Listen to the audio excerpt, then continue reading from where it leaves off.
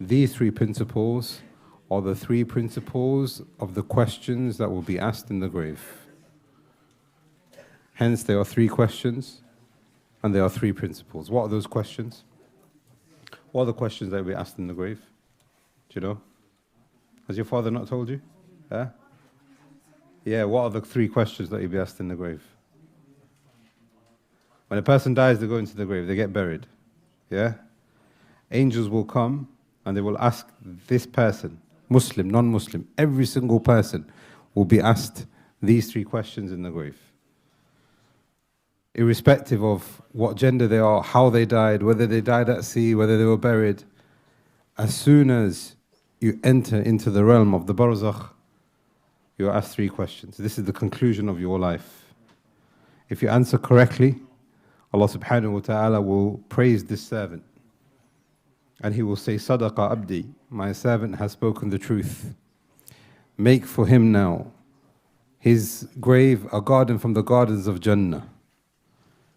And the Messenger of Allah said that what you are buried in, I don't know how wide it's going to be, 2 meters by 6 feet, whatever it might be, will extend as far as the eye can see. And it will be a garden from the gardens of Jannah. Allah subhanahu wa ta'ala will call out and say, my servant has spoken the truth. Clothe him with the clothings of Jannah. Perfume him with the perfumes of Jannah. Bliss after bliss. And on top of that, a window, the Messenger of Allah said, will be there in your grave. That window will be to the hellfire. Not to Jannah, to the hellfire. And it will be said to this person who has answered correctly to these angels. Some of these narrations, they say that these angels will come and they will come with a voice which is thunderous.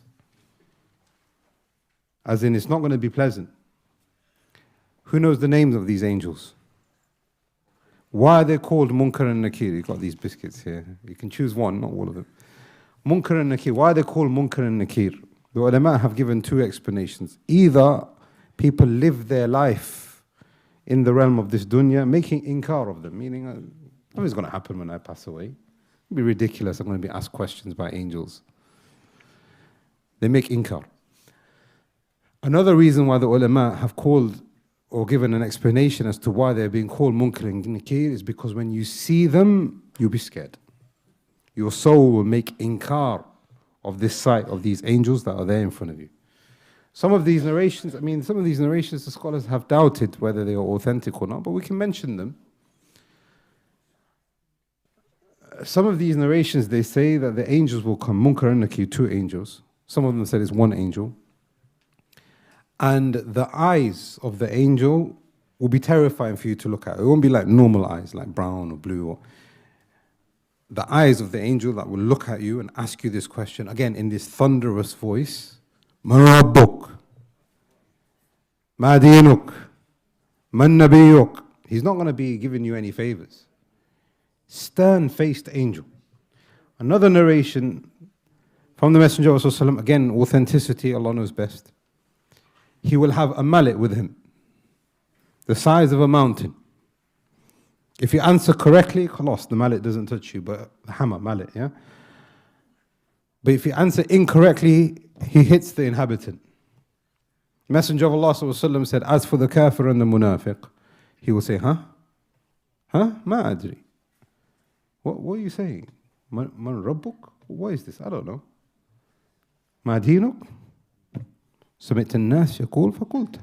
I had people saying something, so I just repeated what they said. Incorrect answer. He's hit. He's asked again. Now here it's very important. A person can look at this in the life of this dunya. When you've got an injury, say, khalas, you need to have time for it to repair. It's not like that in the realm of the unseen. So his body will be renewed. Second question. What's the second question? I'll give you the answer. What's the first question? What's the first question? Man Rabbuk. What does that mean? Who is your Lord? Second question. What is your religion? Again, if you answer correctly, alhamdulillah, you've passed it. If you answer incorrectly, punishment in the grave. Third question. Who is your prophet? In some narrations, there's a fourth question, but the Shaykh hasn't gone with that. That's why we've got three principles. The fourth question is, what is your book? Ma kitabuk. What is this book that you lived by? What is this book that you recited and memorized and practiced? Huh? I don't know. Says the munafiq and the kafir. Na'udhu billah.